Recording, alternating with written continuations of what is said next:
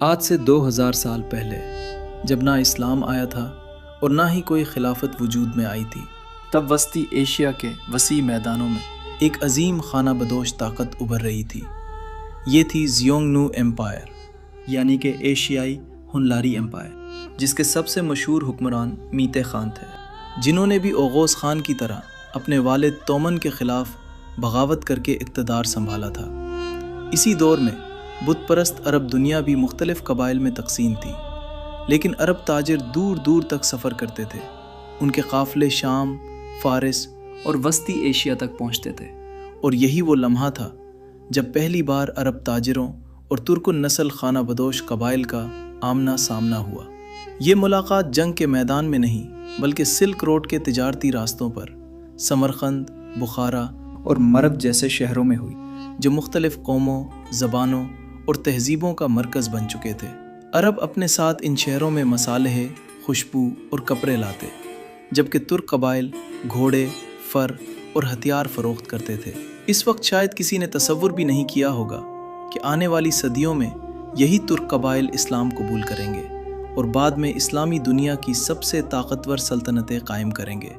اگرچہ ترک قبائل صدیوں تک ٹینگریزم پر قائم رہے، لیکن وقت کے ساتھ ان میں سے کچھ قبائل نے عیسائیت قبول کی، جبکہ بعد میں وسطی ایشیا میں اسلام کے پھیلاؤ نے ترک دنیا کو ہمیشہ کے لیے بدل دیا، اور پھر عباسی خلافت تک ترک دنیا آہستہ آہستہ ایک نئے مذہبی اور سیاسی دور میں داخل ہوئی۔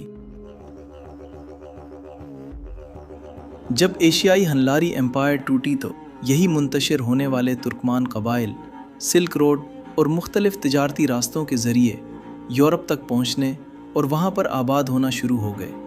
اس کے بعد اگلے 150 سالوں تک آہستہ آہستہ یورپ میں ان کی آبادی میں اضافہ ہوتا رہا، اور پھر 370 صدی عیسوی کے قریب ترکوں کے ایک مشہور ہن حکمران اتیلا the ہن نے یورپ میں نو آباد تمام قبائل کو متحد کر کے وہاں پر ایک نئی ترک سلطنت قائم کی، جسے یوروپین ہنز ایمپائر بھی کہا جاتا ہے، جن کے سروں کی ساخت کچھ اس طرح کی ہوتی تھی۔ انہوں نے بازنطینیوں کے خلاف کئی جنگیں لڑی اور بدلے میں ان سے قیمتی اشیاء اور خراج وصول کیا۔ اسی دوران رومی دنیا چار طرف سے دباؤ میں تھی۔ مغرب میں جرمنی کے قبائل کی بغاوتیں اور مسلسل حملے، مشرق میں ایران یعنی کہ ساسانیہ ایمپائر کے ساتھ طویل جنگیں، شمال سے ہنز ترکوں کا دباؤ، اور ساتھ ساتھ اندرونی سیاسی و معاشی بحران۔ ان تمام بیرونی حملوں اور اندرونی کمزوریوں نے مل کر رومن ایمپائر کو اتنا کمزور کر دیا کہ آخرکار یہ دو حصوں میں تقسیم ہو گئی۔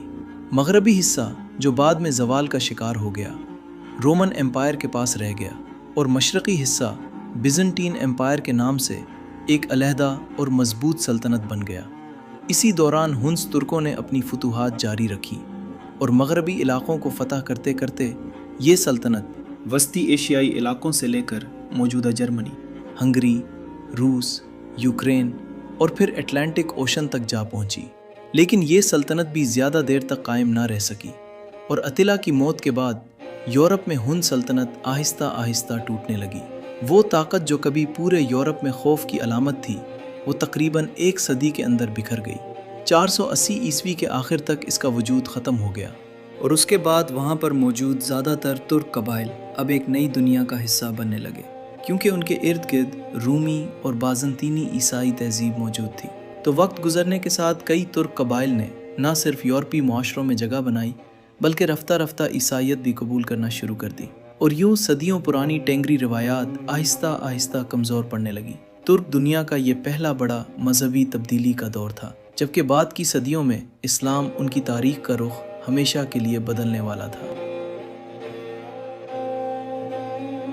اسی دوران مشرق میں ایشیائی ہن سلطنت سے علیحدہ ہونے والے ترکمان قبائل وسطی ایشیا میں 3 بڑی سلطنتوں میں تقسیم ہو چکے تھے، جن میں سب سے نمایاں اور قابل ذکر سلطنت روان خاقانیت تھی۔ یہ سلطنت مختلف ترک قبائل پر حکومت کرتی تھی، ان سے ٹیکس وصول کرتی تھی اور انہیں اپنے کنٹرول میں رکھتی تھی۔ لیکن پھر تاریخ نے ایک نیا موڑ لیا۔ ایک ترک رہنما سامنے آیا جس کا نام بومن قاغان تھا۔ اس نے مختلف ترک قبائل کو اکٹھا کیا اور روان سلطنت کے خلاف بغاوت شروع کر دی۔ وقت کے ساتھ یہ بغاوت ایک بڑی جنگ میں بدل گئی، اور آخر کار روان سلطنت کو ختم کر کے اس نے خود اقتدار سنبھال لیا۔ اسی فتح کے بعد اس سلطنت کو روان سلطنت کی بجائے ایک نئے نام گوک ترک خاقانیت سے پکارا جانے لگا۔ یہ پہلی بار تھا کہ ترک نام ایک باقاعدہ ریاست کی پہچان بنا۔ لیکن یہ سلطنت صرف مشرقی ایشیا تک محدود نہیں رہی، بلکہ بہت جلد اس نے اپنی طاقت کو وسعت دینا شروع کیا اور آہستہ آہستہ وسطی ایشیا کے بڑے حصوں پر اپنا کنٹرول قائم کر لیا، منگولیا سے لے کر موجودہ قازقستان اور ترکستان کے علاقوں تک، اور پھر یہ اثر و رسوخ سلک روڈ کے اہم تجارتی راستوں تک پھیل گیا۔ یوں یہ سلطنت مشرق سے مغرب تک ایک وسیع خانہ بدوش مگر منظم طاقت بن گئی، جس نے پورے وسطی ایشیا میں ترک قبائل کو ایک سیاسی نظام کے تحت متحد کر دیا۔ مشرق سے لے کر مغرب تک پھیلی ہوئی اتنی بڑی سلطنت کو ایک مرکز سے کنٹرول کرنا مشکل تھا، اس لیے یہ سلطنت وقت کے ساتھ دو علیحدہ حصوں میں تقسیم ہو گئی، یعنی کہ ایسٹرن گوک ٹرکس اور ویسٹرن گوک ٹرکس۔ پھر 7ویں صدی عیسوی میں اسلام آیا اور خلافت راشدہ کے بعد اموی خلافت کے دور یعنی خلیفہ ولید بن عبد الملک کے دور میں مسلمان افواج فارس سے آگے وسطی ایشیا کی طرف بڑھی، اور 715 سے 705 عیسوی کے زمانے میں مشہور سپہ سالار قتیبہ بن مسلم نے بخارا، سمرقند، فرغانہ، تاشقند اور کاشغر جیسے ترک علاقوں میں فتوحات کا سلسلہ شروع کیا، اور یہی وہ وقت تھا جب پہلی بار ترک دنیا کا اسلام سے براہ راست آمنا سامنا ہوا۔ اگرچہ اس دور میں زیادہ تر ترک قبائل ابھی بھی اپنی پرانی روایات ٹینگری ازم اور بت پرستی پر قائم تھے، لیکن اب اسلام وسطی ایشیا میں آہستہ آہستہ پھیلنا شروع ہو چکا تھا۔ بعد میں خلیفہ حضرت عمر بن عبد العزیز کے دور میں یعنی 717 سے 720 عیسوی تک ترک حکمرانوں کو باقاعدہ اسلام کی دعوت دی گئی۔ 751 عیسوی کی بیٹل آف طلاس کے بعد ترک دنیا میں اسلام کا اثر تیزی سے پھیلنے لگا۔ عرب مبلغین اور داعیوں کو ترکستان بھیجا گیا، جس کے بعد کئی ترک قبائل اسلام قبول کرنے لگے۔ اسی دوران بخارا، سمرقند اور ترکستان کے علاقوں سے جزیہ اور خراج کی رقم بیت المال آنے لگی۔ اسی خراج کے سلسلے میں غلام اور لونڈیاں بھی خلافت کی حدود میں لائے جاتے تھے، جو وقت گزرنے کے ساتھ اسلام قبول کرتے گئے۔ اس کے بعد عباسی خلافت کا دور آیا۔ وقت گزرتا چلا گیا اور عباسی خلافت کے اندر طاقت کا توازن بھی بدلنے لگا۔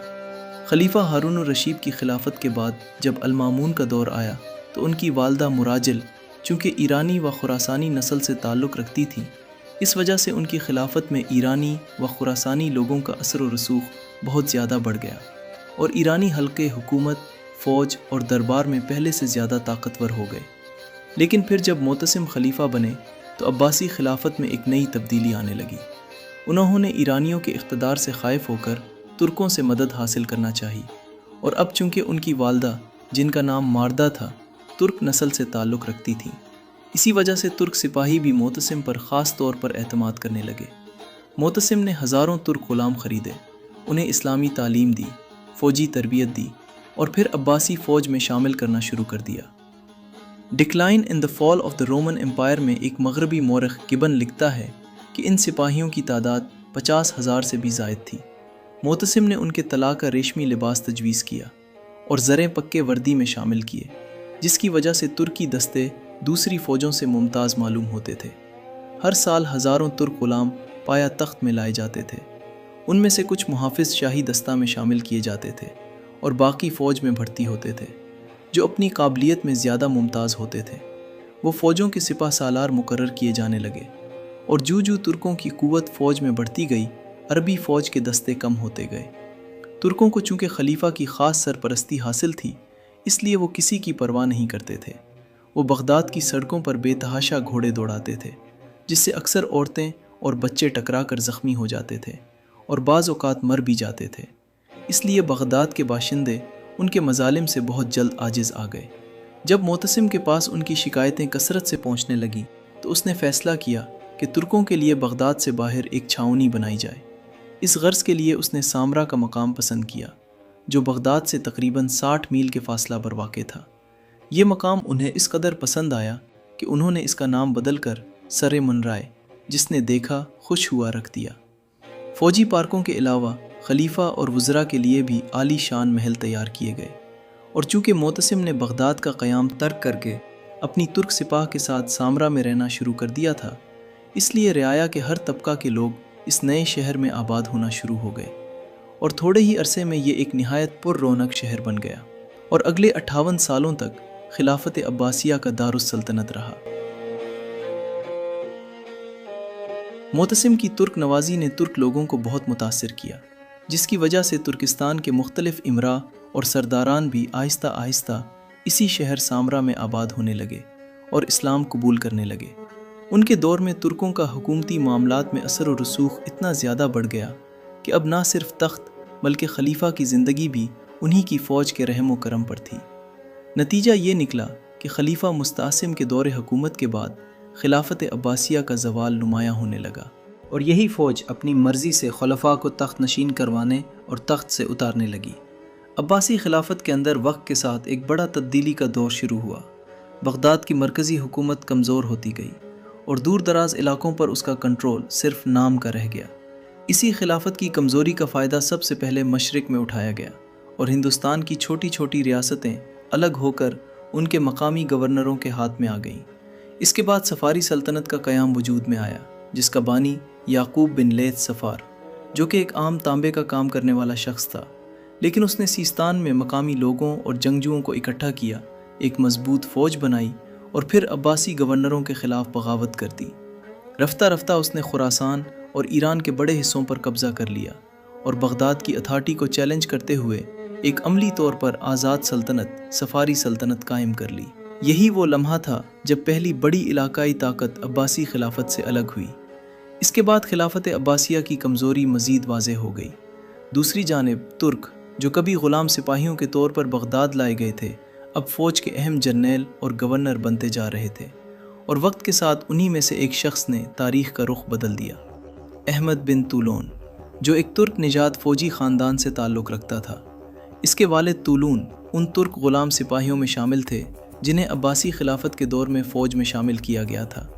بعد میں احمد بن طولون کو مصر کا گورنر مقرر کیا گیا، لیکن اس وقت تک عباسی خلافت اندرونی کمزوریوں اور سیاسی بحرانوں کا شکار ہو چکی تھی۔ بغداد کی مرکزی حکومت ترک اثر و رسوخ کی وجہ سے دور دراز علاقوں پر اپنا مکمل کنٹرول کھوتی جا رہی تھی۔ احمد بن طولون نے اس کمزوری کو بھانپ لیا۔ اس نے مصر میں اپنی الگ فوج تیار کی، معیشت کو مضبوط بنایا، ٹیکس کا نظام اپنے ہاتھ میں لیا اور رفتہ رفتہ بغداد کے احکامات سے آزاد ہونا شروع ہو گیا۔ پھر ایک وقت ایسا آیا جب مصر بھی عملاً عباسی خلافت سے الگ ہو گیا اور ایک نئی ترک نژاد سلطنت وجود میں آئی، یعنی کہ طولونid ڈائنسٹی، جو کہ اسلامی تاریخ کی پہلی بڑی ترک سلطنت بن گئی، جس نے مصر اور شام کے وسیع علاقوں پر حکومت کی۔ احمد بن طولون نے صرف ایک سلطنت قائم نہیں کی تھی، بلکہ اس نے یہ ثابت کر دیا تھا کہ اب عباسی خلافت سے الگ ہونا اور خود مختاری حاصل کرنا کوئی مشکل کام نہیں رہا۔ احمد بن طولون کے ان اقدام کے بعد عباسی خلافت کی کمزوری مزید واضح ہونے لگی اور ایک کے بعد ایک خطہ مرکز سے الگ ہوتا چلا گیا۔ مشرق میں صفارد ڈائنسٹی اپنی سلطنت کی خود مختاری بڑھاتی چلی جا رہی تھی۔ اس کے بعد شمالی افریقہ میں 3 بڑی علاقائی طاقتیں ابھریں۔ نمبر 1، ازلاب سلطنت، جو موجودہ تونس، الجزائر اور لیبیا کے علاقوں میں قائم ہوئی۔ اگرچہ یہ عباسی خلافت کے نام کو مانتی تھی، لیکن عملی طور پر مکمل خود مختار تھی۔ نمبر 2، رستمی سلطنت، جو الجزائر کے اندر ایک آزاد ریاست تھی، جو کہ مذہبی لحاظ سے بھی عباسی خلافت سے مختلف راستہ رکھتی تھی۔ نمبر 3، کتامہ، بربر قبائل، جو کوئی باقاعدہ سلطنت نہیں تھی بلکہ ایک طاقتور قبائلی اتحاد تھا۔ انہی کتامہ بربر قبائل نے فاطمی تحریک کو سپورٹ کیا اور بعد میں فاطمی خلافت کے قیام میں اہم کردار ادا کیا۔ وقت گزرنے کے ساتھ ساتھ صفاری سلطنت پھیلتی گئی اور عباسی خلافت کے زیادہ تر حصوں پر اپنا کنٹرول جمانے لگی۔ یوں ترکستان اور چین کے فتح کردہ علاقے بغداد سے عملی طور پر دور ہونے لگے، جس کا نتیجہ یہ نکلا کہ وہاں پر ایک الگ فارسی نژاد مسلم سلطنت یعنی کہ سامانی سلطنت قائم ہو گئی، اور یہ حصہ بھی عباسیہ خلافت سے الگ ہو گیا۔ اور خلیفۃ المتزد کے دور سے پہلے یعنی سال 890 صدی عیسوی کے قریب موجودہ آرمینیا، آذربائیجان اور جارجیا کے کچھ علاقے بھی مقامی گورنروں اور فوجی جرنیلوں کے قبضے میں آ گئے، اور یوں اس خطے میں عرب اقتدار کا زوال شروع ہو چکا تھا، جبکہ دوسری مقامی قومیں طاقت حاصل کرنے لگی تھیں، جن میں سب سے زیادہ طاقت اب ترکوں کے پاس تھی، اور عباسی خلافت ایک مرکزی سلطنت سے بدل کر مختلف آزاد ریاستوں اور علاقائی طاقتوں کے ایک نیٹ ورک میں تبدیل ہوتی چلی گئی۔ The story continues. Subscribe for more.